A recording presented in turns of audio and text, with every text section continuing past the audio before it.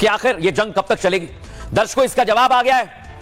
लगभग 180 दिन यह युद्ध चल सकता है दर्शकों। और यह दावा मैं नहीं कर रहा हूं दर्शकों, यह दावा देशों की तरफ से किया जा रहा है। कौन यह दावा कर रहा है? आइए आपको पहली तस्वीर दिखाते हैं। ये आप देखिए, ईरान के पास बैलिस्टिक मिसाइलों की कोई कमी नहीं है और इसलिए यह सबसे पहली वजह है कि युद्ध 6 महीने तक जा सकता है।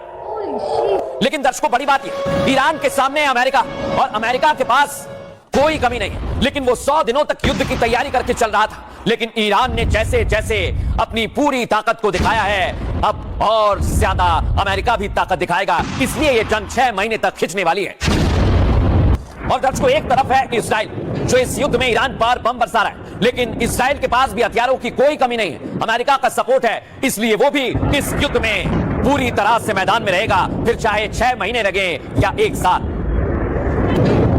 अब दर्शकों, मैं आपको बताता हूं, ये आप देखिए, ये कुर्द लड़ाके और हिजबुल्लाह के लड़ाके, ये भी इस वॉर में शामिल हो गए, प्रॉक्सी वॉर में। इसलिए वजह नंबर चौथी, प्रॉक्सी वॉर भी जारी रहेगा और यह युद्ध और ज्यादा लंबा चलेगा। लेकिन दर्शकों, इधर इस्राइल, ईरान, अमेरिका सभी तैयार है, चाहे जो हो जाए। हर देश जीतना चाहता है। लेकिन इधर आप देखिए दर्शकों, खाड़ी देशों के साथ साथ यूरोपीय देश भी परेशान है। उनको लग रहा है कि आखिर वो इस युद्ध में क्या कर सकते हैं, लेकिन ये 6 महीने चलने वाली जंग है। लेकिन दर्शकों, आज सैनिकों की सुरक्षा के लिए डोनाल्ड ट्रंप दुआ मांगने लगे। वो इसलिए क्योंकि जब युद्ध लंबा चलेगा तो फिर दुआ की भी जरूरत पड़ेगी। सुनवाता हूं आपको। लेकिन दर्शकों, आपने सोचा है कि अभी तक इस युद्ध में कितना नुकसान हुआ है, किस देश की तरफ से कितनी मिसाइलें बरसाई गई हैं? आइए जरा आपको बताता हूं। ईरान में 2000 से ज्यादा ड्रोन और मिसाइलें गिरी हैं दर्शकों। वहीं इजराइल में 500 से ज्यादा बैलिस्टिक मिसाइल अब तक गिरी हैं।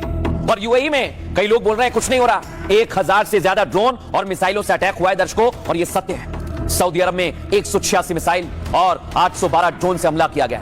कुवैत में, बहरीन में दर्जनों मिसाइल और ड्रोन से हमला किया गया दर्शकों। इधर कतर और जॉर्डन भी अछूते नहीं, करीब 80 मिसाइलों से वहां अटैक किया है।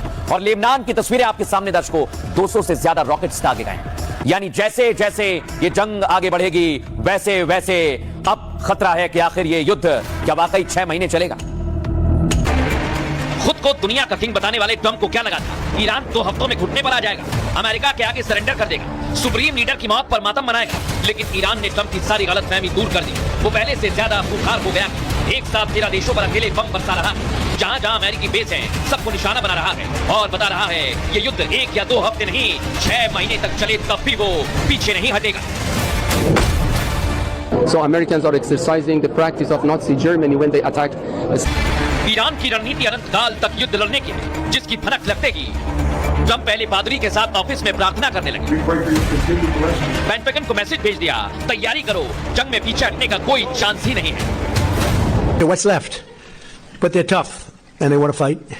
अब जो युद्ध इस्राइल बनाम ईरान के बीच शुरू हुआ वो पूरी दुनिया में फैल गया है। समंदर में तेल और खून साथ साथ बह रहा है। कौन होगा महायुद्ध का सिकंदर, ये 180 दिनों बाद पता चलेगा। वो कैसे, ये आज हम आपको बताएंगे। लेकिन दर्शकों, मैं आपको बताने वाला हूं आज। मैंने आपको वजह तो बता दी, लेकिन अब पुख्ता सबूत भी सामने आने लगे कि आखिर ये जंग 6 महीने क्यों चलेगी। मिडिल ईस्ट में युद्ध की शुरुआत चाहे जिसने भी की हो दर्शकों, इस महायुद्ध को अंजाम तक ईरान ही ले जाने वाला है, ये आप जान लीजिए। ईरान ने अभी से 6 महीने तक जंग की तैयारी कर रखी है, इसलिए ईरान अभी पुरानी मिसाइलों का इस्तेमाल कर रहा है। मॉडर्न मिसाइलें बाकी हैं जो तबाही मचाने के लिए काफी हैं, जिसकी भनक लगते ही पेंटागन की ताबड़तोड़ बैठकें हो रही है दर्शकों। अमेरिकी सेना फिलहाल 4 से 5 हफ्तों की